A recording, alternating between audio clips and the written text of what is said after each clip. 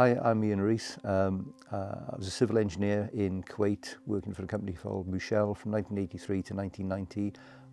When Iraq invaded Kuwait, I was fortunate enough to escape with my daughter and my wife after 10 days in captivity.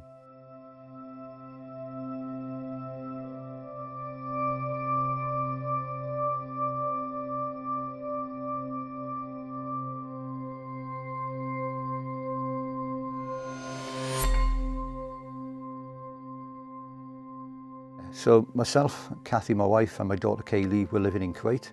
We'd been there since 1983, working for a company called Mushel, doing road construction. So I was working in the middle of Kuwait City. I was a resident engineer looking after the east part of the city. Now, leading up to the invasion, there wasn't a lot of news. Obviously, in those days, there's no internet. The radio stations and TV were locally run, so they were fairly careful what they did release to the public. There were rumours that the Iraqis had been sort of massing on the border. There was a dispute about oil, but that seemed to have been resolved. Every Wednesday night, we used to play darts, and we were playing somebody else. My friend Martin said, "Don't want to worry you, but the Mitsubishi are getting all their staff out of Kuwait tonight." So, right, okay, fine. So when I went home, I woke Kathy up, who was pregnant. She was 6 months pregnant at the time, and said, "Do you think we should do a runner?" And she said, "No, we'd look really silly in the morning, wouldn't we?" "Yeah, you're right." So just went to bed and didn't think about it. I managed to phone my father to tell him we were okay, and then we received a call from a friend of ours from St Kitts to check we were okay. Then they cut the lines. After that, we could only do local calls. We couldn't even phone outside the immediate exchange. My friend Martin lived in Farheel. He phoned me the following morning, pretty early, 5:36, something like that, saying it's too late. Apparently the Iraqis have invaded. So I said, right, okay. So I got washed and dressed. I left Kathy there at home. We lived in a place called Jabriya. So my office was in Kuwait City, which is about maybe 20 minutes drive in. So I got up, got dressed, I drove into Kuwait City. On the way in, I saw lots of what looked like police directing traffic at the traffic lights, and tanks were going through on low loaders. Now, I don't know whether they were Kuwait tanks retreating or Iraqis coming, didn't recognise them. So I got into work. By the time I got into work, a lot of the guys who worked in the lab and the inspectors were quite concerned. There'd been lots of gunfire outside. Excuse me. So I said, right, okay, well, you guys go home. Clearly there's no work today.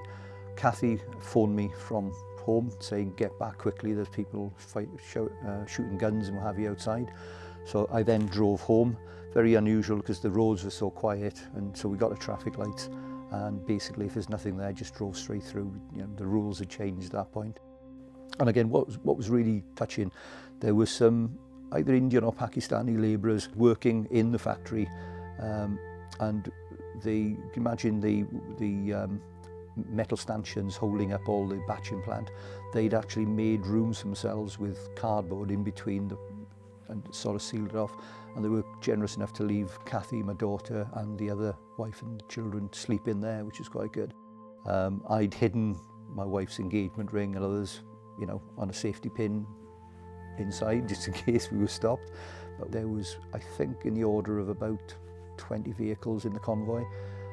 So we drove out very early. So in our vehicle, it was a short wheelbase Pajero type thing, a Land Rover type thing, and there was 4 adults and 3 children in the vehicle. The kids were really quiet. They obviously realised things were not quite normal. Initially, we just drove off in one after the other. We drove through batches of tanks that were held there, and the Iraqi soldiers were getting up in flip-flops and cleaning their teeth. It was quite strange. Drove through that lot, and then there was like an escarpment with tanks there. The tanks sort of turned their turrets towards us.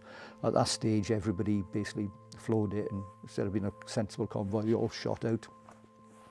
Went straight through, nobody stopped us, quite fortunate. Drove across a short while and then came across a big sand bun. Didn't realise what that was at the time, but that was the border.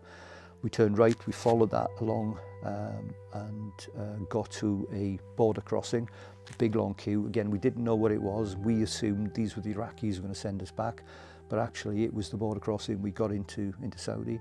Had a very good welcome from Saudi. They had the Red Crescent there with food parcels and water for the refugees.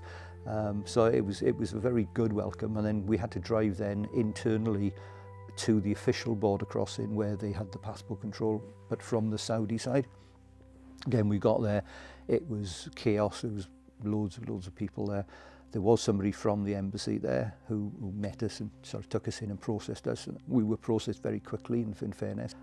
Managed to phone my father, which was a really nice, because he hadn't heard from me about 10 days, tell him we were fine, and we flew home.